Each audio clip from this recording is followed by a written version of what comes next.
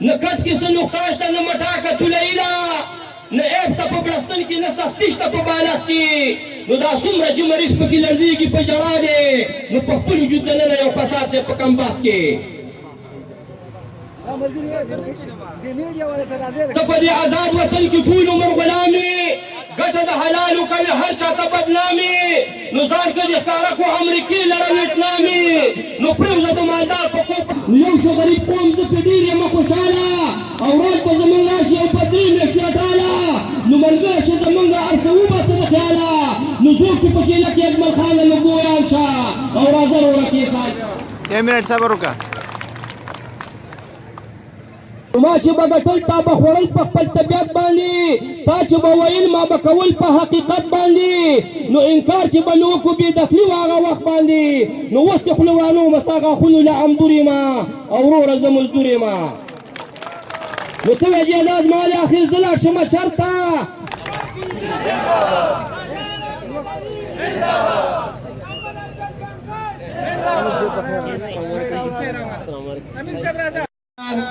ام په دغه شعر کې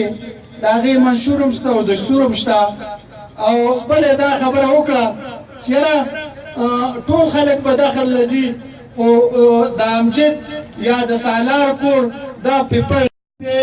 چې د ده پلار هم چې نشي خلاصېدی